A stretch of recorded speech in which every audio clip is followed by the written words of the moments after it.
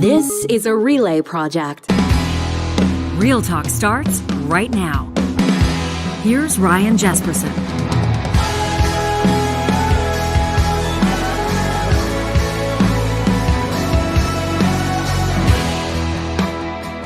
I want to welcome you to this edition of Real Talk. Jesperson here with technical producer John Hicks. This is a tale of two cities today. We're going to take a look at one of Western Canada's most populated city centers, the city of Edmonton, and its doomed Valley Line LRT project. This is a $2 billion boondoggle. 3 years off schedule and not even open yet. We've got two Edmonton city councillors joining us in studio, and then we'll head out to the big smoke. Toronto's got a new mayor. It's Olivia Chow, a former NDP MP with a big win. Will it mark big change for Toronto? We'll talk to political strategist Andrew Tumilty. He worked on John Tory's campaigns on two successful elections. He'll let us know what he sees coming up in the city of Toronto. This episode is presented by our friends at Danatech, and we want to take a second to remind you that safety training is a big deal, right? You're looking at me saying, well, tell me something we don't already know. Well, do you need currently safety training that actually makes a difference on your job site? Danatech has been the leader in Canadian safety training for more than 30 years. Their online, blended, and instructor-led training courses combine regulatory compliance with real-world smarts and practical tips. And that's, of course, very important stuff. Right? You want to make sure that your team knows exactly what they need to know from experts who know how busy job sites work.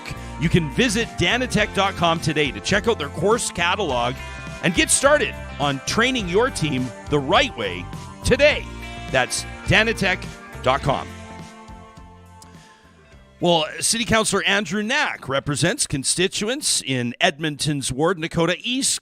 Tim Cartmell is the councillor representing constituents in Ward Paheswin, and both of them have been kind enough to join us here in the Real Talk studio. It's nice to see your faces in person. Thanks for doing this. I believe that for both of you, this is your debut in the new studio space, and so we're happy to welcome you here.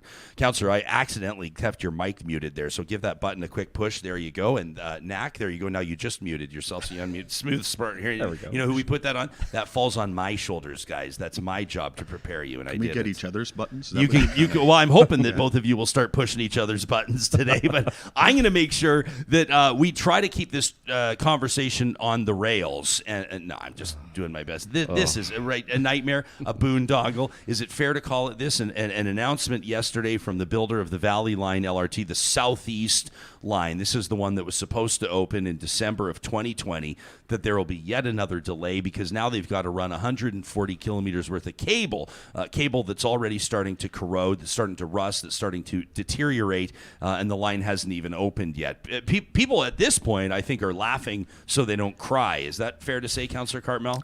Yeah, I'm probably one of those. Laugh so you don't cry. I would have thought, I guess, just diving right in, that when we had the problem with the pillars, someone would have said, all right, well, this is a delay. It's going to cost us several months to fix these things. Is there any other thing? Is there any other component? Like, do all the wires work? Do all the elevators work? Do all the escalators work? Is there any other part of this system that we can test on its own? So when it comes time to test the whole system together, that it's all going to work. So how where we get to this, I honestly don't know.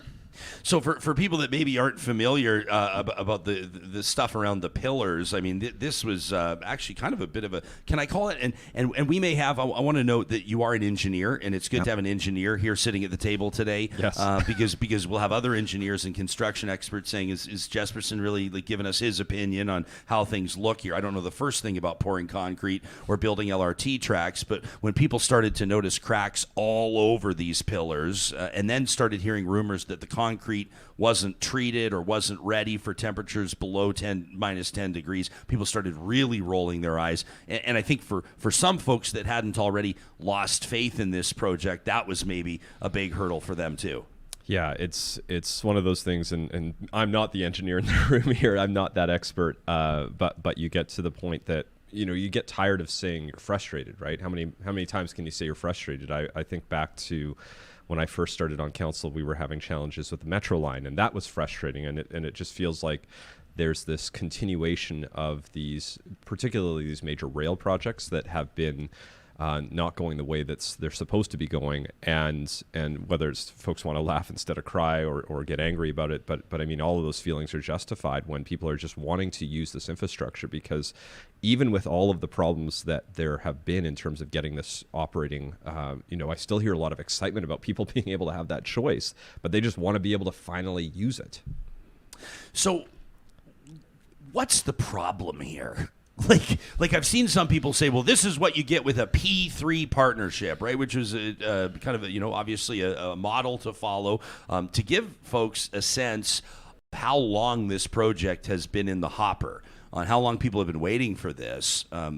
I've heard a rumor, please confirm it if it's true, that then Prime Minister Stephen Harper insisted on this following a P3 model for construction if Edmonton wanted federal funding. I'll remind people that the Liberal Prime Minister Justin Trudeau has served 3 terms. So when we're talking about Stephen Harper, this is a while ago. Is this because this is a P3? That seems to me to be a little bit too simplistic. It's way too simplistic. And so, there's essentially 2 forms of contracts that you're talking about. And one is where the design and the building responsibility is all with one contractor or one consortium. That's the case we have here. Or you can get what is typically called a traditional approach to contracting, where the city would hire a team of designers and they would hire a separate team of contractors, and those two would, the design would be done and the contractors would go and build that design. So imagine if we did not have a P3 today, we had that traditional thing today, and someone found corroded cables. Well, is that a design problem? Is that somebody didn't, or is that a constructability problem? Is that a material problem? We delivered the wrong cable, or we designed the wrong cable? And you can imagine how you're going to get this bun fight between the design team and the contracting team. We have a P3. We have one point of contact. So regardless of where this fault is, it is that one point of contact's responsibility to remedy it. Now that's not us ducking the responsibility. Or the accountability. We have a role to hold administration to account that then holds the contractor to account. But the genesis of these errors is not the form of the contract. The genesis, the origin of these errors is some amount of lack of due care and attention, or some other thing that happens in construction. And these things happen all the time. They're just not remedied in the court of public opinion. They're remedied in the construction trailer. I was going to say, I think I would agree, it's not the P3 that's the issue. I think the one area where I do find that's a bit of a concern is around how is that public accountability? How is that conversation coming back to City Council? How are we able to ask the right questions in a way that people can hear the answers and understand what is being done to resolve the problems? And I would suggest that there is a little bit less control, at least based off how that P3 was originally created, that doesn't allow for, I think, that public dialogue that I think so many people want. People want to know what questions are councillors asking about how this is going. But a lot of that has to happen in camera because there is potential legal implications. There's a lot of things that can't be discussed. And that's where I think people get really frustrated, because they're like, well, what are you doing, councillors, to try to hold these folks accountable? And I think that's one of the gaps in that process. And that could, I think that could be tied a little bit back to that notion of the P3, or at least the way that one was designed. Well, and I think people also, when you're pissed off about something, or when you're frustrated about something, you want to blame somebody, you want to point a finger, you want to get upset, and you want to find out where you should channel that emotion. Sure. Well, and so right now today we're talking about these errors, these trip ups, these delays, and we're in the design construction realm. I'm not a big fan of P3s, because I think actually the problem with the P3 is coming. This consortium is going to operate this line. We already have Edmonton Transit that operates another railway and a bus system. How is that going to marry together? You've got a constant everyday interface with the public. I just don't think that assigning the operation of what is really just one component of an overall transit system, and you take that regionally, a really big transit system, and taking one piece of it and pulling it out and letting somebody else operate it. That does not make sense to me. That's where this P3 will actually fall apart. Was that decision made when the original project was approved? Yeah. So Yeah. there's only one person on, and I'm not like this, I'm not looking to put the bullseye on the mayor right now, but Amarjeet Sohi is the only individual that was serving on council at the time that this was approved, correct? That's right. And since then, he's been a federal MP and infrastructure minister, right? And then he's come back and, of course, won the mayor's office. But I think the choice then would have been said, okay, we're not doing a P3. We won't take that federal funding on a $2 billion project. That's a tough place to be in. So Well, you're not going to get it built. Yeah, to be remember, frank. it's not coming. I was watching that meeting not as a councillor, but as somebody who is very interested in the construction of LRT in the city. And you could, through each of the councillors as they were speaking about it, you could see the sort of pain because they had really no choice to that point. That if you did not accept that, we were not building LRT out to Millwoods. And if the choice is build LRT out to an area that needs it or not do it at all, well, you didn't really have a choice. And so they were put in a bit of a bind in that regards. I want to get to our live chat. We've got obviously engaged individuals. We're talking Edmonton now. We're going to be talking Toronto in about a half an hour. Tracy says, as an Edmonton taxpayer, I'm not pleased with the lack of progress here. The fact that my family's access to the city bus was taken out of our immediate vicinity. Kathy says maybe it's time to look at the bidding and awarding process. It seems wild to me that every single line on this project is delayed beyond what is reasonable. What would you guys say to that? Absolutely.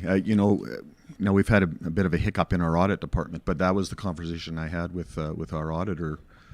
Back when we talked about the cracks. We need to do a deep dive on this project. We need to know, just how it was procured, how the proponents were selected.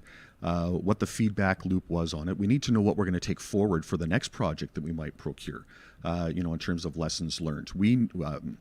There's so much to dig into. Do we have, even though that the design and construction is more or less discreetly with TransEd, there are conversations and ongoing dialogue and interface with city administration. Do we have the right people at that table? Do they have the right skills and experience to be having those conversations? And I don't mean now, when it's at the highest levels and we're at this, this brinks, on the brink of trying to get this thing going. I can't get my words out. But do we have the right people at that table all the way along making some of those early decisions that got us to these places?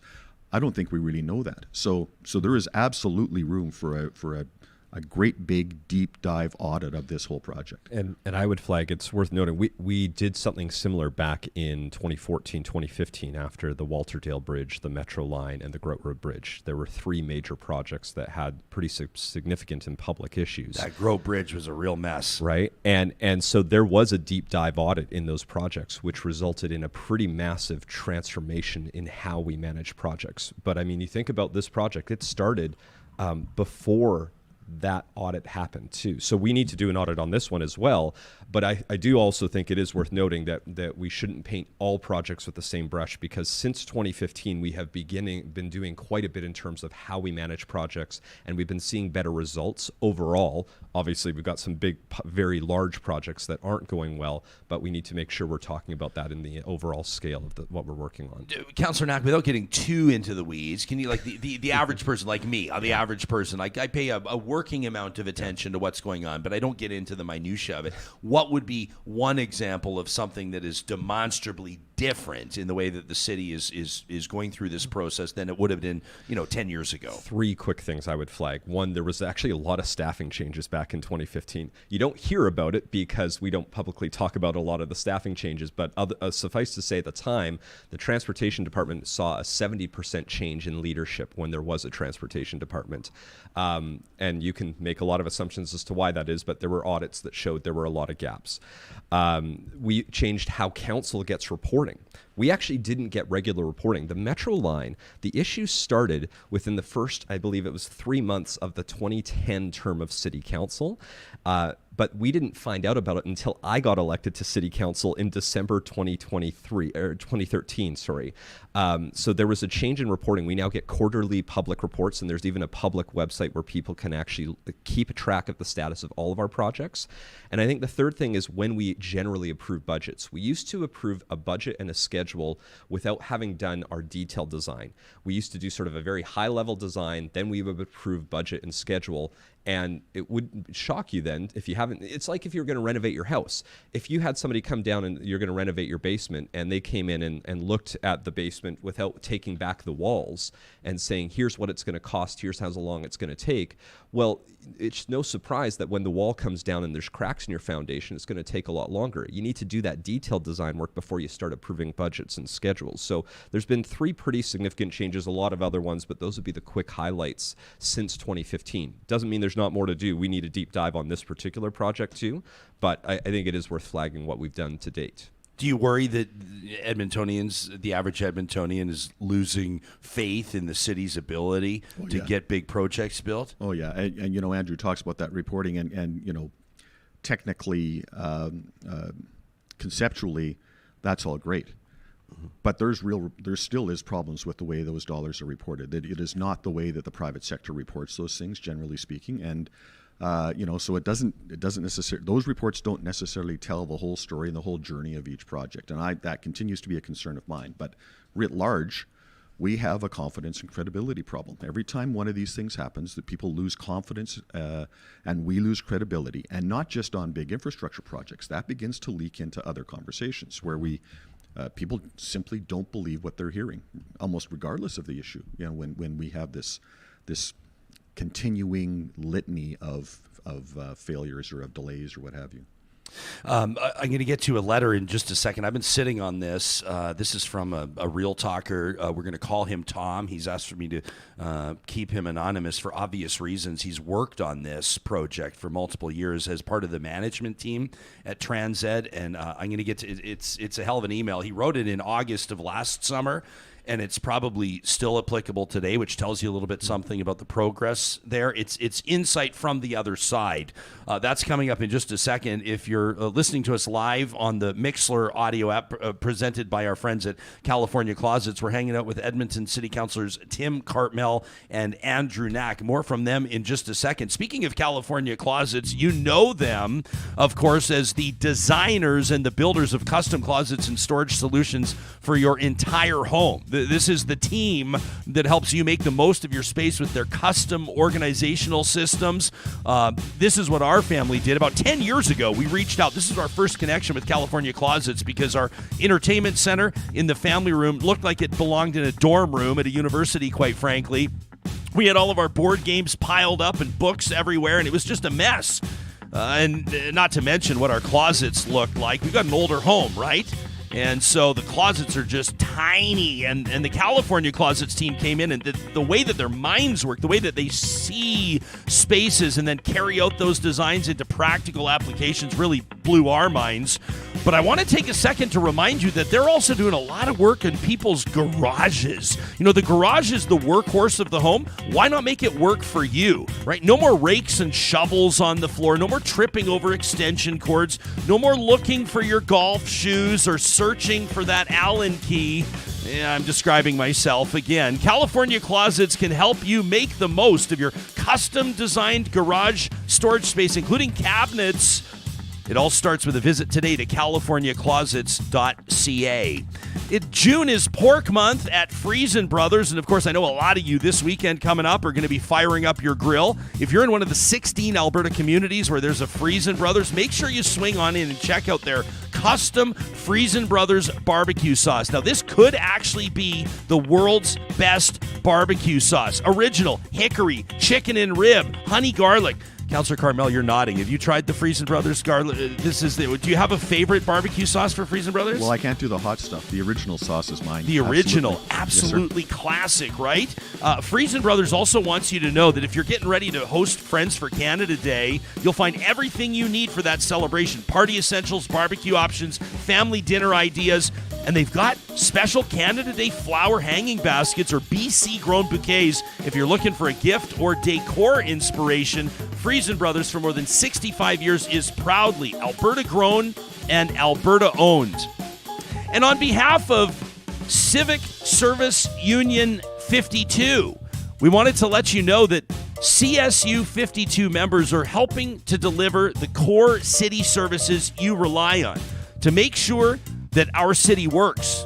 CSU 52 members are the people who arrange your accessible transportation, who answer your emergency calls, reunite with you with lost pets, keep your power on, spark your imagination, and so much more. CSU 52 members are dedicated to ensuring high-demand services are right here, around the clock, so that our city works for all of us. CSU 52, and Edmonton for everyone. Councillor Andrew Knack is joining us in studio, representing his constituents in the ward Nakota East. Councillor Tim Cartmell, an engineer, by the way, here representing the constituents of ward Paheswin. And we're talking about the Valley Line Southeast line, the West line as well, under construction, a different contractor, and we hope a different outcome, as we saw yesterday an announcement that this project will be further delayed. In August of 2022, we received an email from Tom, not his real name, but we've verified his identity. He says, I've been working on the Valley Line LRT for multiple years as part of the management team at TransEd. I can tell you that the management staff at TransEd is just as disappointed as the public when these delays are announced. The companies associated with this job, Ellis Don and Bechtel primarily, are hemorrhaging money on this project. All the profit is gone. Keep in mind, this was written almost a year ago, and the losses are in the hundreds of millions of dollars. At this point, the contractors are subsidizing the LRT for Edmontonians. That's a hell of a clip. He says the issues behind the delays are technically complex and not due to a lack of quality control. They're due to this being one-time infrastructure and the city of Edmonton being entirely too prescriptive for the P3 model. The piers that are failing, the concrete pillars, are failing mostly due to the shape of the piers that the city prescribed. And TransEd attempted early on to change that shape to a recess instead of a full void in the center. Now, while the problem likely could have been fixed through further design by TransEd, to fully blame TransEd for all the delays is completely and utterly unfair. The city has been combative, and the city's design firm has not listened to logical engineering reasoning through the project's life. To be clear, there has been no partnership approach toward TransEd in this private-public model. The P3 model for this project was not the right choice and creates a layer of bureaucracy unnecessary for a project of this size. Tom says, I spent countless nights crying about the stress of this project. The staff loves this city and wants this project done. To build a standard bridge in today's day and age is simple, but to build an elevated guideway with an original design is completely different. Please, Jespo, don't spend all your time bashing the contractor. Most of us try our best away from social media, but we're all trying to get the job done as fast and as safely as possible. If you know someone who works on this project, they need a hug. It's hard to work passionately on something when you know all of Edmonton is against you. That's from Real Talker Tom. How would you respond to that, Councillor Cartmell? So I tell you that project management is as much an art as a science. And it is absolutely based on the relationships you build. There's give and take, and so I, have no way of commenting intelligently on the comments that are buried in there. But it generally speaks to a relationship that's not as good as it needs to be. Perhaps a relationship that's failed between the city and between TransEd, and that's a bad place to be. None of these things are absolute. None of these things are easily predictable. So one of the biggest things we talk about, and one of the things that perhaps gets overemphasized on the city side, is risk. And when you're talking about building the Stantec Tower, your risks are what's underground. And so when you dig a giant hole and you remove all that underground stuff, you mitigate the risks. When you're talking about something that's 14 kilometers long, what you can't see is the risk. And there's all kinds of places where you can't see stuff that there's going to be risk, just as one example. So you've got to have a relationship with the people you're working for and working with that is going to have some give and take in the relationship. And if there's not, the relationship fails and the project fails soon after. So that's my immediate reaction to that. Talking about the pier specifically, someone stamped a drawing, and someone was responsible to make sure that pier was built to that drawing. And so if the pier was not adequate, or the design wasn't going to hold up what it's supposed to hold up, that might be all kinds of city demands that it looks this way or acts that way. But at the end of the day, someone has to take responsibility for making it work. And if it wasn't going to work, they shouldn't have built it. So if it is going to work and you've taken responsibility for that, you have to follow that through all the way to the end to make sure that what gets built is what you intended to get built. And that's a design thing, not a city thing. A few things jump out at me in that letter, obviously. One of them, I mean, just at the end on a personal level, it's hard to work passionately on something when you know all of Edmonton is against you. I mean, that's a real gut punch. But what about the dollars and cents here? Claiming here that the losses here would be in the hundreds of millions of dollars, says at this point the contractors are subsidizing the LRT for Edmontonians, which in a way may be true, but I don't think you're going to get much sympathy for Edmontonians that have been waiting for this thing to open, right? They're going to roll their eyes on that. I guess I'm taking you into the contract here. I might be putting you on the spot, but people do want, typically with a project like this, almost for every day that it's delayed, there's a penalty, or at least every week that it's delayed. Do you know the details on this, Councillor Knack? Yeah, and I mean, obviously there are going to be details that have to get worked out. Sure. In terms of the legal process, but we can say, generally speaking, there are a few things. The one benefit of the P3 is it is a fixed price contract, and so if there were cost overruns on the construction, that's not coming back to us as Edmonton taxpayers. That's coming back to the companies doing the work. Similarly, because they're operating the line, they had an original operation date that they have clearly not met, and that means every day it's not operating, they are not getting the revenue from that service. So I don't know what the final numbers are, but I wouldn't be shocked that they are large losses because they are not operating and recovering the cost of construction of that system. What's the name of the construction of the company that's doing the west line? Is that Marigold? Marigold, yes. Marigold, and Transed is doing the southeast line. Now, I know that the two of you aren't out there every day with your hard hats and your steel-toed boots, but from your perspective as councillors, have you noticed a difference in the two approaches, or have you noticed anything that you could compare or stack up parallel between those two companies, or how those lines are being built out? Well, I think Andrew's better to answer that because he's closer to it. It's running through his ward. But my first observation is that they're much more communicative and they're trying to form a head. That's my observation from a bit of a distance. Maybe watching and learning over the past few years and seeing how the southeast line has gone. Yeah, and I think you nailed it. What I've seen so far from Marigold is a far greater amount of communication with residents in the area. They're not perfect, as nobody will be on a project of that scale, but generally speaking, I'm seeing regular and consistent communication, trying to tell people what they're working on for how long, and that helps alleviate some of those concerns. Again, no matter how hard you work, not every project will be perfect. And if you expect perfection, you're probably going to be a bit disappointed. But I think what people expect is that if something isn't going exactly the way it's intended, communicate it. Tell us. Tell us what's happening, why it's happening, and how you're going to try to make it better. Because that can go a long way into helping keep the community behind you. Generally speaking, there's a lot of construction. I live half a block off the Valley Line West construction, so I get to see it and experience it literally every single day. And generally, I felt pretty good about what's being constructed by my home. There's a few pockets of the Valley Line West where I think they could do a little bit better job, and I'm working on that, especially with businesses in the Glenora area. We've got the Vice for Pies and the Columbian folks there, that business, that stretch of businesses, I think hasn't had the greatest communication. But overall, I've seen a lot of good communication happening with Stony Plain Road businesses, with the businesses, with West Edmonton Mall and the hospitals. So I'm feeling a lot better about where we're at on that. And again, that doesn't mean the project will be perfect, but if they maintain that level of communication, we're going to be in really good shape over the years that we have for this project. We shouldn't talk about the Valley Line West without mentioning this workplace accident that happened just the other day. And yesterday I mentioned it on the show. I want to thank Real Talker Hamid, who is in touch with us, and he let us know that the crew down there that works alongside Mark McQuaid, who it sounds like, and don't quote me, but it sounds like maybe something fell on him. Edmonton Fire and EMS obviously responded, and he's in stable condition, non-life-threatening injuries, but it sounds like the injuries are devastating to his foot, his ankles, his leg. It sounds like he's going to require reconstructive surgery. He's got a young baby at home, and obviously this would be stressful for him and his partner. They've raised about coming up on $30,000. Thanks, Real Talkers, for that. I know some of you contributed to that yesterday because you let us know. They're hoping to raise $50,000. That's the Mark McQuaid Support Campaign. And you'll be able to find the GoFundMe link in yesterday's show notes on the podcast and on YouTube, and we'll punch them in today's show notes as well. And our thoughts are with Mark McQuaid, and we're grateful, while the injuries sound horrific, that they weren't worse, that they weren't fatal.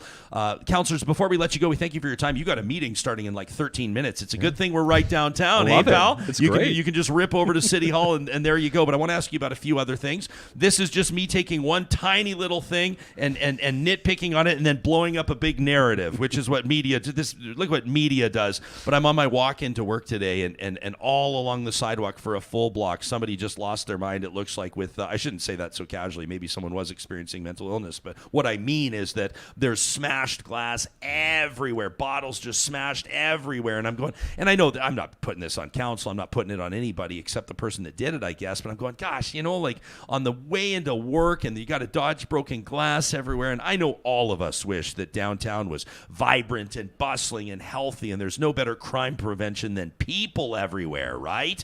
But Edmonton and urban centers across the country right now, Edmonton is experiencing a real crime problem, a real crime issue, most especially downtown, and it's causing people to lose confidence. They've lost confidence, some have to a certain degree, in their safety on transit, and they're not using the trains, which is an optics and PR problem. I mean, how do you begin to fix this? Are you seeing any silver linings? Are you seeing any progress, Councillor Knack? Yeah, and we actually just saw a story, I think it was a couple days ago, about the crime severity in our downtown core has gone down over the last few months.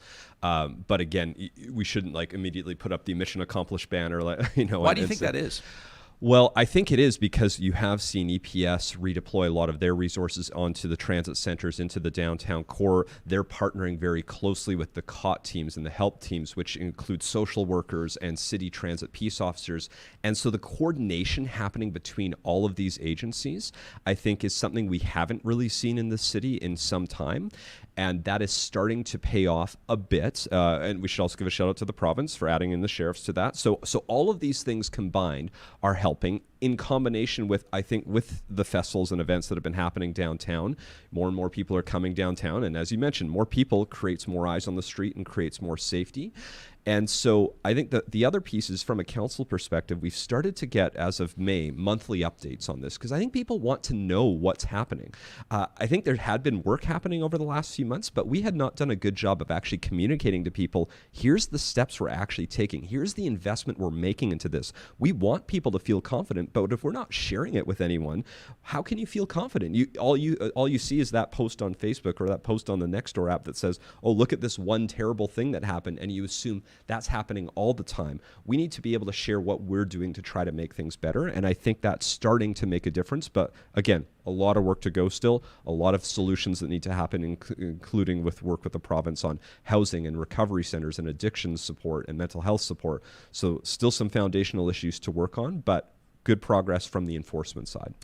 Councillor Cartmell, Knack mentions talks about the province, and in closing, maybe, you're perceived to be one of there's no parties here, which is kind of the beauty of municipal politics in a way, but you're perceived to be a more small C conservative councillor. No Conservatives, MLAs elected in the city of Edmonton, and a lot of people, for good reason, are wondering, well, what might this mean for the dynamic between Edmonton, the city of Edmonton, and the provincial government? Yeah, and I think there's an overemphasis on that, on how many elected officials are, of a different party, a different cohort, at either level.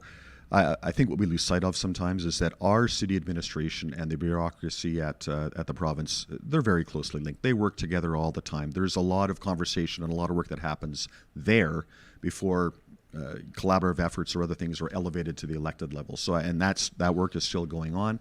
But do you have to work a little bit harder on the relationship building side when the city is entirely orange? Yeah, absolutely you do. You don't have an MLA to go through that's going to, perhaps broker that conversation with a cabinet minister or take your views to the caucus table, that kind of a thing. So you have to build those relationships and do it through that way. You do it on a more casual, informal basis. That's something that I've been working on since I got elected, and I would note that started with an NDP government that was the government of the day, in trying to build those relationships and tell our story, through either through our MLAs or directly.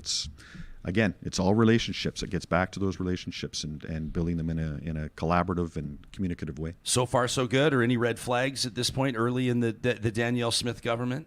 No, and again, I've actually seen some outreach. I was at an event last week wearing my Alberta Municipalities hat. I sit on that board, and one of the MLAs for the St. Paul area, Scott Sear, actually came up to me at the end of our session and said, "Hey, like us Northern MLAs, we want to work with you. So can we be invited out to a council meeting?" I loved seeing that. That was encouraging to see. We've got good ministers surrounding us in the region here. So I think, I'm going to be cautiously optimistic, because if I'm not going to be cautiously optimistic, what else can you be? Yeah, good. I'll let our listeners and our viewers know that coming up on Thursday here in studio, Alberta Municipalities, 3 of the directors, including the president, will be joining me around this table for a Real Talk Roundtable. That's Mayor Kathy Heron out of the city of St. Albert, Councillor Krista Gardner out of the town of Kalmar, and the mayor of the town of Legal, Trina Jones, is going to join me here in studio. And of course, that'll be give us some insight into the priorities of the Alberta municipalities, and we'll talk about that political dynamic from that angle. I promise to get the 2 of you out here so you don't miss your meetings, and I will respect that promise. Really appreciate you joining us here in studio. That's City Councillors Andrew Knack and Tim Cartmell here live on Real Talk. Thanks, gentlemen. Thanks for having us. Thank you. Appreciate it. Coming up in just a second, Andrew Tumilty is going to join us from Toronto. Olivia Chow, the city's new mayor. This conversation is presented by Real Talk sponsors like our friends at Apex Automation, who want to let you know that they're hiring right now. If you're a professional engineer, if you're a technician, instrumentation technician, or an electrician, they'd love to hear from you. They're hiring professional engineers for work in Alberta, in BC, in Saskatchewan. Heck, they just opened a new field office in Houston, Texas. This is an Edmonton-based automation firm that continues to grow, one of the fastest in Canada, working on projects that are innovative, projects that are essentially paving the way for where industry is going. We're talking about work in autonomous vehicles and machinery, robotics, programmable logic controllers, distributed control systems. If you know, you know. And if you know, you got to get to apexautomation.ca today. You know who else is hiring is our good friends at Kubi Renewable Energy, a full-service contractor for residential and commercial solar power systems. Heck, I've been following them on Instagram and seeing some of the work that they've been doing in the agricultural space as well. Very cool stuff happening as more and more industry players and entrepreneurs are realizing that going green on energy is going to benefit your business's bottom line. There's no doubt about it. Now back to the hiring side, Kubi's looking for journeyman electricians and apprentices as well that would love to help advance Canada's clean energy goals. They're based proudly out of Kamloops, BC, and Edmonton, so you've got options, and you could be working across Western Canada, including Northwest Territories. A really remarkable success story. That is Kubi Renewable Energy. The forecast this weekend across the country looks absolutely amazing, and it's a perfect time for us to remind you what's waiting for you at the Dairy Queens of Northwest Edmonton in Sherwood Park. They've got their brand new cake batter cookie dough blizzard treat. Yeah, that's right, cake batter cookie dough blizzard treat. Cue the confetti, friends. Cake batter and cookie dough are teaming up. You can commemorate wins big and small for the month of July. This is July's Blizzard Treat of the Month as they combine DQ signature sprinkles with cake batter flavored and confetti cookie dough. Treat yourself at a Dairy Queen in Palisades, Nemeo, Newcastle, Westmount, or Baseline Road, and you make sure you let them know that Real Talk sent ya. And finally, we want to give a big shout out. You know, every time we have guests like the 2 councillors in here, Johnny and I know what's going to happen. If it's their first visit, they're going to walk in and they're going to go, wow. And they look around here and they see all the 100-year-old beams and all the old brick and the original hardwood, more than 100 years old. And we can proudly let them know that that's the team at Complete Care Restoration that made this happen. They came into a space that, well, it needed some work to be done, quite frankly, including a persistent water leak. That's a real problem around cameras and lights, as you might imagine. We watched their team as they sourced out those issues, fixed them, repaired the damage, and set us up for future success. They've been helping people get back on their feet from flood damage, fire damage, even helping people get rid of mold and asbestos for more than 10 years now. And that's why they've earned the trust of so many Albertans who trust Complete Care Restoration. Because we have seen them in action and because we have seen the finished product, we can proudly endorse with 2 thumbs up the team at Complete Care Restoration. Andrew Tumilty is coming up in less than 30 seconds. We're going to be talking about what message the city of Toronto sent last night, both to those in Ontario and across the country, as they elected Mayor Olivia Chow. If you ever doubted what's possible together, if you ever questioned your faith in a better future and what we can do with each other, for each other, tonight is your answer.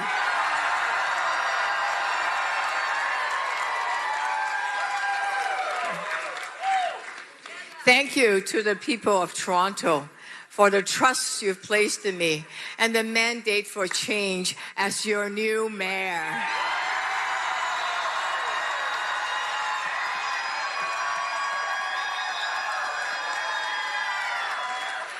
And whether you voted for me or not, we're united in our love for this great city.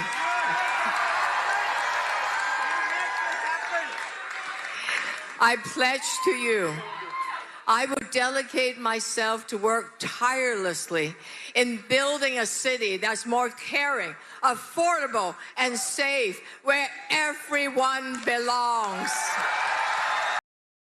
There she was, the former NDP Member of Parliament, last night in her acceptance speech to give us some insight on how the campaign worked and what this means moving forward. Andrew Tumilty joining us from Toronto. He's an expert in strategic communications and issues management for Enterprise Canada. He contributed to, essentially ran 2 campaigns for former Toronto Mayor John Tory, and of course a political pundit in action last night. It was great to see you making it happen, Andrew. Thanks for getting up for us this morning after what I'm sure was a long night. How was it all from your seat? Well, it was interesting. I mean, it was a much closer race, particularly when the results first came in than I think a lot of people were expecting, which is always great when you're on live TV. It's nice to have a little bit of drama to keep things moving. Yeah, no kidding. I saw some people going, Olivia Chow, some of the commentary early on Twitter, people are saying, Olivia Chow's not going to lose this thing, is she? She's not going to lose this thing anyway. And I went, gosh, that's a lot of pressure when you're running a front runner campaign. This wasn't exactly, the Belmont Stakes where people went, there's 15 or there's 12 horses in the race and every single one of them could win. She was the favorite from the outset. Yeah, absolutely. And I think that was probably a challenge for her campaign and her team, and Olivia Chow herself deserve a lot of credit for running a successful campaign in those circumstances. The thing about running a front runner's campaign is typically what you want to do is run something that's safe, that keeps your lead in check, that avoids making the kind of bold sort of promises that are as likely to, alienate some voters as engage other ones, which is fine. And that's, collective wisdom. But at the same time, Olivia Chow's voter base and her track record are ones that are absolutely in support of bold action and bold change. And so balancing those two things is not the easiest thing for any campaign to do. And I thought her team did a great job maintaining that lead and keeping that balance. I love this comment from Zoe, who's watching us live on YouTube right now. Says, that was a nice acceptance speech. I always like that, the sort of the entire, I'll represent everyone sentiment. And you heard it there from Mayor-elect Chow. She says, even if you didn't vote for me, and we don't hear this from all politicians, says, even if you didn't vote for me, I'll work for you. That kind of idea. Who is her base, Andrew? I recognize we're talking about thousands and thousands of people, but who is the typical Olivia Chow supporter here in this race? Well, I think that's the interesting thing that we saw last night. I'm not sure that there is anymore after last night's result, a quote unquote typical Olivia Chow supporter, right? She did very well, obviously, downtown, which is where she's, been elected before and where you would expect to see a lot of support for her. But then she also did well right across Scarborough, which has a diverse population in terms of backgrounds, in terms of education, income, etc. Most people don't know, especially outside Toronto. Scarborough's the biggest part of the city, right? And so seeing that kind of support for her as well was really quite interesting. I heard more than once last night. We've elected a mayor in Toronto who accurately sort of reflects the diversity of the city for the first time, and I think that's a fair comment, and that's one way to think about why there may not be a typical Olivia Chow voter last night, and there may not be in the future. Yeah, we're showing a tweet right now from Bridget O'Maraini, who says, Olivia Chow, the first racialized person to become mayor of Toronto ever, says talking about representation, it only took 189 years since 1834 to see that representation. History is made today, and it's worth celebrating. That's a big deal for Toronto, and I think probably that's a big deal for the country as well. People are, don't tell Toronto this, Andrew, but people across the country pay attention when things happen there. Yeah, I have heard we make the headlines every now and then, every whether once the in a rest of the while. country is or not. Yeah, good stuff. Hey, can we get into this strong mayor's powers? This is something that and maybe you can kind of give us a little bit of background for people that may not have paid as close of attention. But there's a Doug Ford angle on this, and ultimately the reason why I invoke it now is that Mayor-elect Chow has said that she will not invoke these powers, which means that she's probably, I'm assuming, going to have to be doing some team building. Can you set the scene for us on this? Yeah, for sure, absolutely. So the provincial government under Doug Ford brought in strong mayor powers for Toronto last year, and that was, ahead of Mayor Tory's re-election. And what that did was give the mayor a little more authority over items like the budget and committee appointments and hiring certain sort of high-level city staff. Mayor Tory didn't really have much of a chance to use them due to his sudden resignation. And Olivia Chow indicated during the campaign that she had no interest in using those powers. And I think that's where the challenge is going to be. What was particularly interesting last night was usually a mayor is elected alongside the 25 people that make up city council. And when John Tory was reelected in 2022, the thinking was that he still had a majority of support on that council. Looking at the makeup of council and thinking about Olivia Chow, I would say she probably reliably has somewhere between 10 to 12 councillors that would vote for her, I think, fairly consistently. But if she's not going to use strong mayor powers for specific items, then she's going to need to get to 13 out of 25 to get some things done. And that's where we're going to start to see, what sort of trade-offs she's willing to make and how she's willing to build relationships, which may just end up being on a vote-by-vote basis. Andrew, there wasn't, you mentioned former Mayor Tory, and again, you worked on a couple of those successful campaigns. Obviously, his sudden resignation prompted by disclosure that he had a personal relationship with a staffer. I think everybody knows the story. Were you surprised, I guess, and maybe I'm guilty of something that may not be accurate here, but I perceive there to be a significant ideological difference between John Tory and Olivia Chow. And from the time that Mayor Tory was reelected to the time that he resigned, not a lot of time passed. Were you surprised to see Toronto swing in a different direction like it did? I think it was a little surprising. In the early stages, after he initially resigned, we stopped polling that indicated a lot of people didn't think he should resign. We stopped polling that indicated if he was a candidate in this by-election, that he'd probably be the front runner himself. And obviously, you're absolutely right. Olivia Chow represents quite a different perspective and vision for the city of Toronto.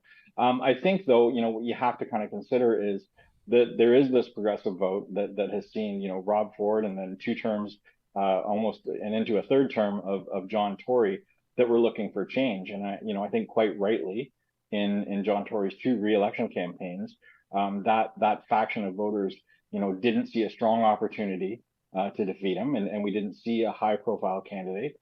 In this case, with an open race, they were able to get organized and identify who their candidate was, and do the hard work you need to get somebody elected.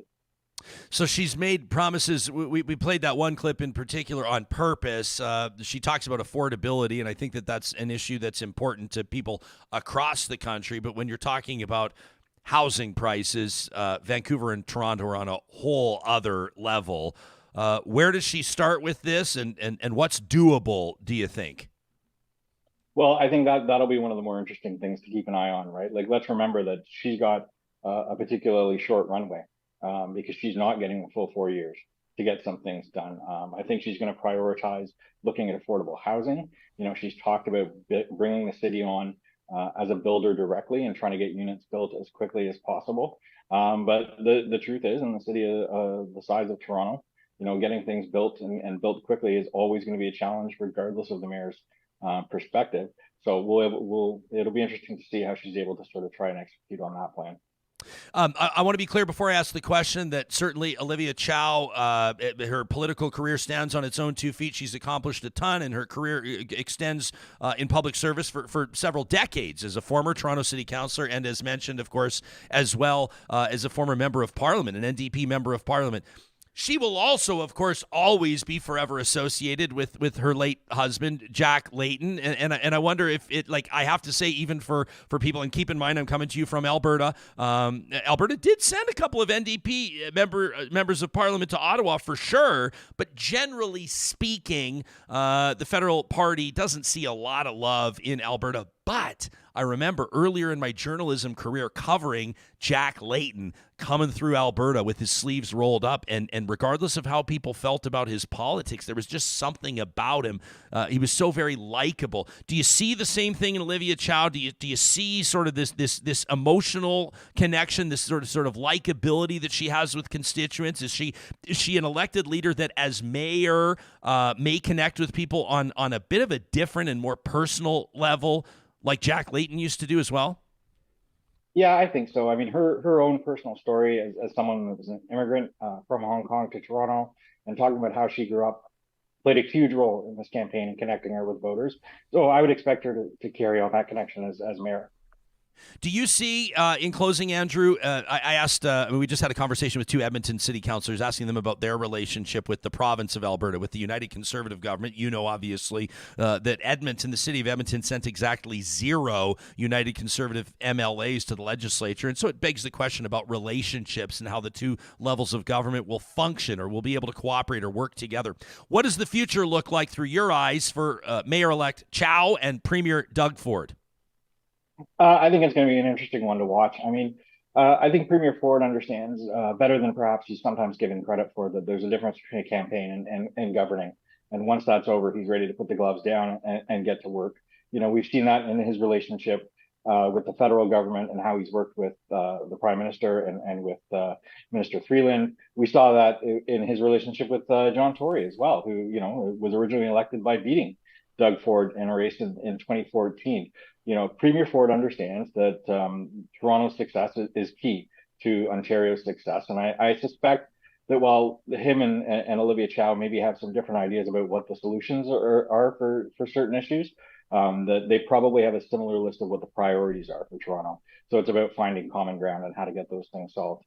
Awesome. Andrew, in your Twitter bio, you do note that you are a defender of the Toronto Maple Leafs and other lost causes. The free agent deadline is looming. July 1st, it's going to be a big one. And I'm wondering, if I may, we always got to fit at least 30 seconds of hockey talk in, what you see your Leafs doing this offseason to try to get them over the hump and into the Stanley Cup final. Well, that you want to talk about a challenge. There's one right there, right? Olivia Chow's got an easy compared to Brad Treliving. We'll have to see. Looking at the core 4 as they're called. Apparently Shanahan said that they weren't going anywhere. We may not have an option, so we'll have to see what's out there come July 1 and see what we can do. Yeah, I'm curious to see if Ryan O'Reilly takes a pay cut and stays. I don't know. He seemed like a good fit there. Right? From your lips to his ears and his agents, Yeah. But as long as McDavid and Matthews are still tied for Stanley Cups, I guess the competition.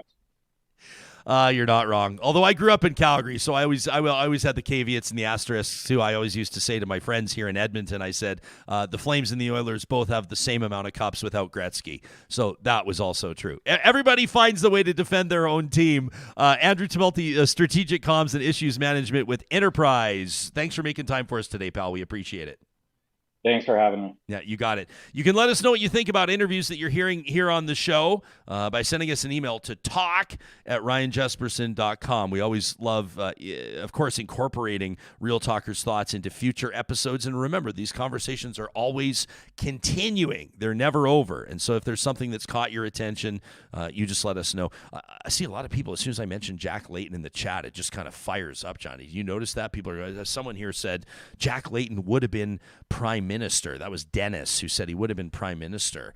That was a guy he saw. I mean, official opposition status. The NDP had a huge election under Jack Layton's leadership, and people do kind of wonder, maybe would he have been the one that could have got that party over? Could have been. I didn't agree with everything he said, but when you referenced the rolling up of the sleeves, I remember the pictures of him. He just looked like a guy you could have a beer with, you could talk to, down to earth, someone who, probably would have made a great prime minister if had he got in. And there's that certain kind of special sauce that some politicians have, and not just politicians, business leaders, like community leaders, athletes. Right? I was going to talk about this today because did you watch any of the NHL Awards? Yeah, I wanted to drop that on Andrew there because Connor did take home a lot of hardware last night. 4 trophies, if my counting was correct. Right, the Art Ross for the scoring leader, the Rocket Richard for the goal scoring lead, the Pearson, the Lester, or not the Pearson, the Ted Lindsay Award, which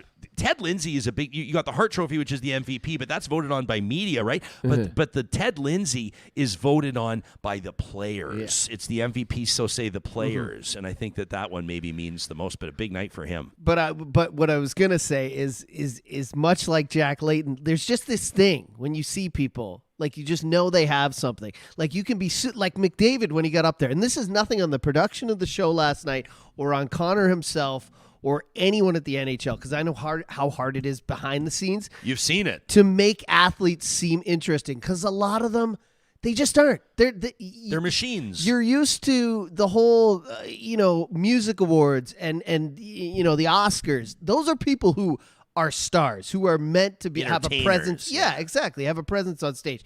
Sometimes athletes, and I mean, some of them are funny, some of them are witty, some of them are, have personality. Most of them, though, man, they're just workhorses. Connor McDavid, he's almost like, no, I don't want to say that. That's rude. But he's like he has so much talent that there's no room for the other stuff, you know what I mean? So, Connor had a moment when he went on stage and he was talking with this young kid, and I just saw the tweets coming in being like, this is so cringe, but it's like they're trying. Yeah, but Jack Layton had that thing, going back to it, where like he just had that spark. He had that personality. You felt like you were talking to, someone at the grocery store or at a newsstand when he was talking to the TV or on a radio. So and I remember and it was early in my journalism career and covering his visit to Edmonton, and it just stuck with me. I just remember that you walk into, I think, as a federal NDP leader,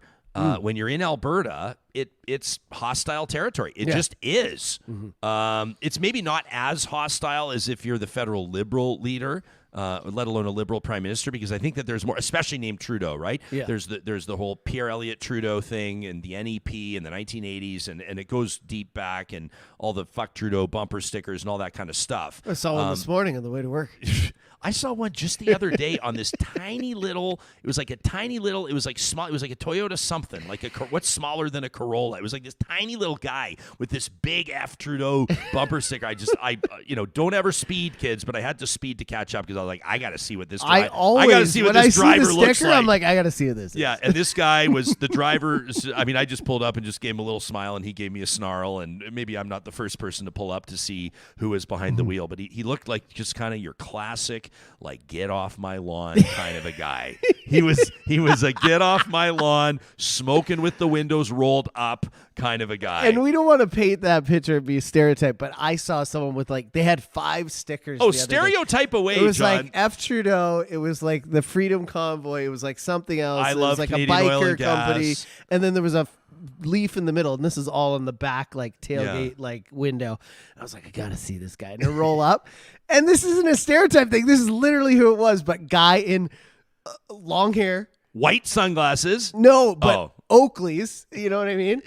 And like a goatee beard coming down, like graying long hair with a hat on, and just darting with the windows up. And I was like, this is exactly what I wanted to see. Someone's going to write in and just take me to task for my white sunglasses take. But hey, Tawny's saying I'm just calling him how I'm seeing him. Jack Layton just had the X Factor. And a lot of people on the awards show last night, if I can go back to the NHL Awards, because I want to get your take on this, just don't have it. And even Dierks Bentley, what was he doing? Don't have what? don't have that spark. They don't have that, a few of the guys who got up last night to I see accept what you're awards. saying. I mean, they have that, But they're brilliant in their own way, right? That's It's what I like- mean. it's like Connor's how we like a talk about- savant. It's You know like what I mean? when you have off the top of my head, okay, let's bring this to the LRT line. Like maybe they don't have their most brilliant engineer in front of the microphones talking about the project because the brilliant engineer's brilliance is on the engineering side, right? Or you look at anybody like we talk about doctors, for example, physicians, and you can be wonderful at what you do and be really like, do you remember Supriya Dwivedi? Gosh, do I ever miss Supriya? I want to let you all know that we still obviously are in regular contact with her. We love her like crazy. We think of her and her husband Anup, and who's just bravely fighting stage 4 cancer right now. Just thinking of her when we were talking about Jack. I think about her all the time. Thought, damn, but you Supriya. remember Supriya talking, and you can find this in our archives if you want to hear it. It was just a bombshell that she dropped, talking about the oncologist when they first, and Anup's getting like the worst news of his life, and the doctor was just brutal. He was brutal with them, and he basically said to Supriya, she told us, I can understand that you're upset. He said, and you've got your husband to look after, but I've got many patients to look after, so I got to go, kind of thing. And Didn't you're he, going, what he the hell? painted her as like the Painted her grieving as kind wife of, who's this like weird hysterical, thing. or So you don't know if someone can be, and I don't know how that physician's skills are on the science side, but you don't take, it's not, we maybe take it for granted that someone can be good at their job, but maybe lack what they would call the bedside manner. Exactly. You can't always be like Connor McDavid on the ice doing Connor McDavid things. I mean, you've seen the Art Ross and the Hart trophies. He's now in rarefied air. It's like him, Wayne Gretzky, and Mario Lemieux. Like he's won 5 Art Ross trophies, 3 Hart trophies. That's bonkers. He's one away from Mario's career accomplishments. Mario, of course, fought cancer for a long time. Imagine if Connor had the pizzazz maybe that Matthew Tkachuk or that David Pasternak have. We wouldn't even know what to do with them. And I think that's the thing. The scales are so off with him. He's so talented. There's no room up here for painting, telling jokes, stuff like that. And that's not to say that he's just the ultimate dog guy. I think there's a bit of nerves too. Like that's just not his area, right? Yeah. But when he gets on the ice, when he puts on the skates, when he's got a stick in his hand, it's like he's in his element, right? Yeah. But also last night, like Dierks Bentley as the host was just like when he did this thing where he chugged out of the Stanley Cup. He chugged a beer out of the Stanley Cup. He's like, this has been something I want to scrub off my bucket list, blah, blah, blah. So he gets like... It's 3 people up there, including White Cloud and 2 other guys, and they're pouring beer. Stanley Cup champion Zach White Cloud into the cup, and then they're having trouble with it. And like, how's he going to do this? He gets down on one knee. He gets up. I'm wondering, has Dierks Bentley ever drank a beer before? As I'm watching this, like, just grab it and start chugging, and then they lean it in, and he kind of like puts his like this, right? Puts his neck up like this over the top of the rim and tries to like. And then he's like, oh, I didn't get enough. It's so good when it touches his lip. Let me try again. And they did it again. And I was like, what is happening here? The other thing, and again, I don't want to rag on the NHL, the production. I've worked with them. I love them. I know how hard it is. But you had Jeff Montgomery, or is that his name? From the Bruins. Who's the Bruins? Oh, I don't know. I'm going to look up his name. He came up and accepted award. Checking. And you're talking about Jim Montgomery, Jim the coach? Montgomery, the coach. Yeah. Sorry, the Jack Adams. He came up, yeah. accepted his award, and then he said a big thank you to his family as being his team. And then he talked about going through alcohol abuse and how it was a big turning factor in his life. Yeah. And how he said, when I gave up alcohol and there was this big turning point, and I don't think it's luck that this happened with the team. If you have a good team behind you and I have my family, they're my team, blah, blah, blah, anything can be accomplished. And then they go to a quick commercial break, and then they come back, and Dierks Bentley's like, let's turn this place into a honky-tonk. And they bring out waitresses with beer, and they're handing red Solo cups of beer out to everyone in the audience. And I was like, I don't know. Maybe, of course, I didn't know he was going to say that, but if I was them, I would have done an audible and be like, hey, we're not going to hand out the booze. You got to call the audible. After this guy just gave like a heartwarming speech about, being an alcoholic and turning around, maybe we shouldn't pass out a bunch of booze, right? Yeah. And then right after That's a great point, man. They chugged beer out of the cup, and I was just like, it just didn't flow. It just didn't flow right. And again, I don't think that's something that happened that they didn't foresee. I love, and this is probably apparent to people, I love talking about events and broadcasts with you because you and I, but you in particular, have so much experience in event production and carrying things out that you notice these little things that are big things. They're right? very big. I mean, can I infuse a little politics in this? It wouldn't be Real Talk if we weren't melding and mixing sports and politics all the time. Alberta's new Minister of Mental Health and Addictions, Dan Williams, the Northern Alberta MLA, like, what's he probably most famous for? He's probably most famous for giving a shout out to Royal Canadian Legion members in the legislature and opening a can of Alberta Genuine Draft and sculling the can of AGD, which of course is a big no. It's a big faux pas. Do you remember that we were going to remember our plan on Real Talk the next morning? I was going to open with crushing a beer. Yeah, I came in one morning and you were like, should I do it? Should I do this? But there was a serious story and we decided it would have started the show off on the wrong foot. Well, the right foot, but the wrong foot.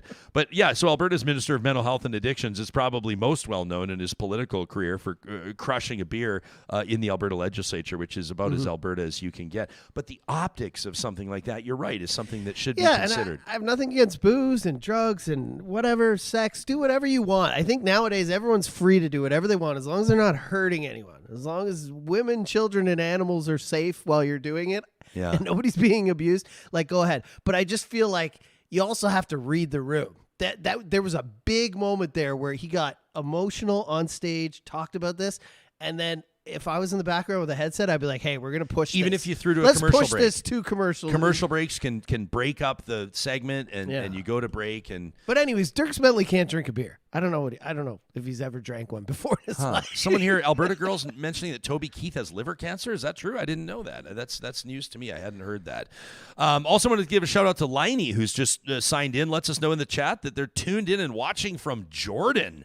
Absolutely amazing. That's one of our hobbies. We'll go on our website and we'll see where we're getting hits from and where people are chiming in from. And you and I were joking a while ago. For whatever reason, Real Talk is huge in the Philippines. Yeah. Which we absolutely love. So shout out to those international listeners and live tuners. Boy, do we ever appreciate you.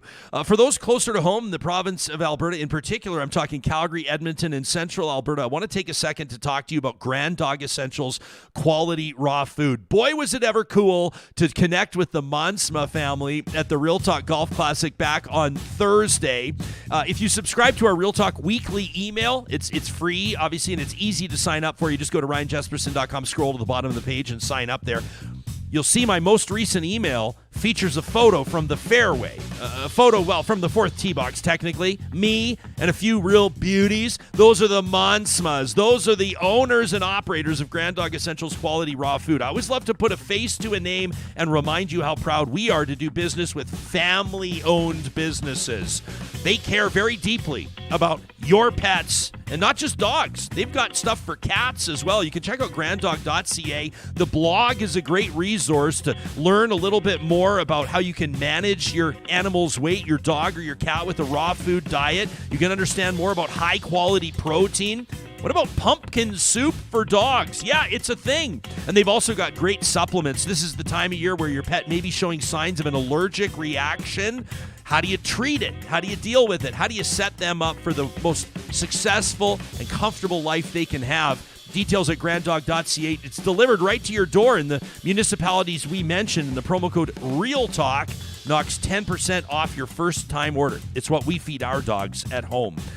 At Eden Landscaping, they are bringing outdoor spaces to life, and right now this is their busiest time of year. We're super excited every time we get a chance to check in with Mike and his team just to hear how they're taking people's drab and uninspired outdoor spaces, whether it's a backyard or front yard or otherwise, and maximizing the potential of that space. They're a custom landscape builder, which means there's no cookie-cutter projects. It also means, with 20 years of experience, that this is a team that has seen it all, and they take great pride in their problem solving.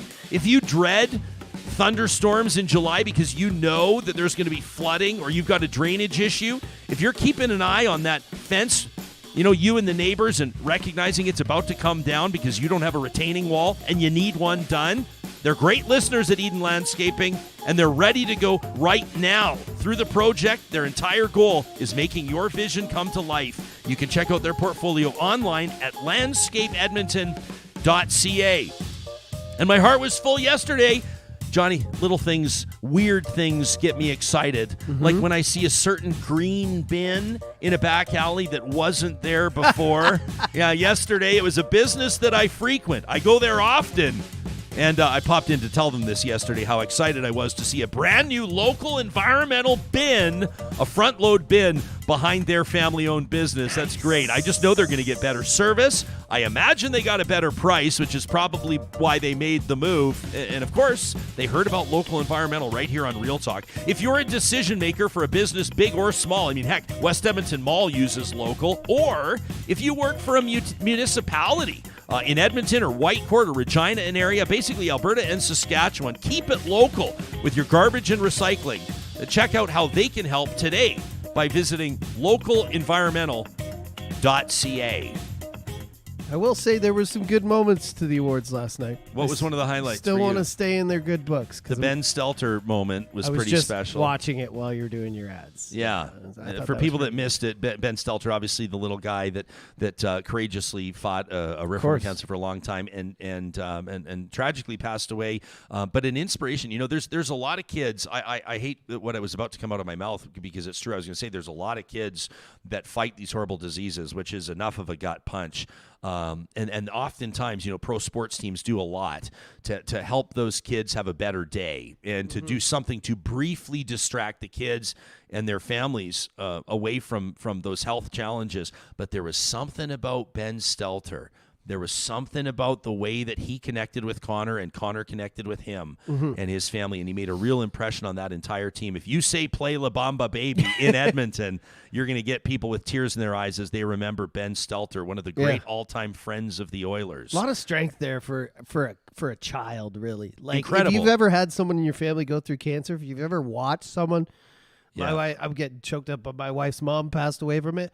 Like, chemo is no joke. Being that sick is painful every day. And that kid came out. He had energy. Yeah, he did. And I think that's what Connor loved about him. And then the days where his dad would tweet or whatever and say, hey, he's not good enough to come to the game. Yeah. You just knew how hurting he was that day. So, yeah.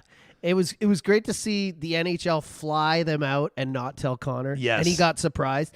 And again, going back to the personality, I feel like his speech after he saw them come out on stage was the best thing he had worded the whole night. Like, his vocabulary, he was just, I don't know, it energized him. You could tell he was legitimately surprised to see the Stelter family there. And then to award the Hart Trophy, the MVP. Yeah, and then every word he said after that was like, okay, the cringe is gone. So, I don't know, maybe he just needs that little, boost of real life, whatever it is, machismo or not machismo, but you know what I'm talking about. Yeah, I do. And, it was a beautiful moment. One of probably the best parts about the whole night was having Connor sit there and watch Dierks Bentley with Zach Whitecloud and everybody drink out of that cup because it's just gonna have that fire burn in his belly all summer long. Well, the best thing he said in his speech when he got the Hart was, he looked down at Nurse and who else was, and he's like, "Boys, we got unfinished business." He said, and I was two more trophies. I was like, "Wow, that's what I need to hear from Connor." I need seriously, I need him and Leon. I need everybody post-game after a loss being angry because that's when you start to win, right? Not when you're like, oh, we got to play better, but. Yeah. In closing, Tracy says in the live chat, we've been able to listen this morning without earphones, and our dog Bailey is wagging her tail every time Johnny talks. Bailey loves his voice. A lot of people say I sound like, who's the guy, Charlie Day? Oh, from Always Sunny in Philadelphia? My wife's like, when you get excited and yeah, you do. You really do. You really, really do. But it's because, when plant-based people talk through the microphone, animals connect. Oh, jeez. Hi there. Here we go. Hello. We were taking care of our neighbor's chickens yesterday for the last few days while That's they were gone on amazing. vacation. Yeah. You didn't tell me this. No, I don't tell you everything. And some stuff I got to keep private because what if the chickens went missing? I know. What if a fox got into the hen house? I couldn't be publicly responsible for this. But we were curious because, they have like their chicken feed, but then they also get table scraps, right? And so they're like, yeah, just like hang on to your table scraps, almost like you're keeping it for compost. And then once a day or a couple times a day, you go out and you give the chickens the table scraps. And I'm sitting there looking and like, we had chicken, we had eggshells. I'm like, is this like a weird Do we give them chicken? You don't cannibalism. You don't give chickens chicken, do you? Cannibalism. You create these monsters. I can't believe you had chickens at your house. No. We just went next door. Oh, okay. No, we didn't have them at our house. And you didn't invite me over to like hang out with these chickens. To come talk to the animals? Yeah. And I'm also surprised you didn't eat one. Maybe we'll bring them on. So am I. You and me both. Well, they told us the laying hens aren't the ones you want to eat. So I said to them, like when they first got them, I said, how does this all end? Like, what's the lifespan of a layer? Is like, like and this sort of like, do you eat them at the end? And he was kind of like, not so much. Not so much. No, but the chickens Big last chicken guy. Chickens last longer than you might think. And as a matter of fact, John, coming up on tomorrow's show, the chickens will be joining us live in studio. We brought something out of them by feeding them those eggshells and chicken breasts, and we don't know. No, but in all seriousness, still to come on this week, as mentioned, circle your calendar for Thursday. That's an Alberta Municipalities Roundtable. We're going to be talking about issues that matter to rural and urban communities across this province. We're proud to call home, and we've got confirmation on a couple of big guests for Friday. It's a healthcare roundtable. We're going to talk about Dr. Dina Hinshaw getting fired. See you soon.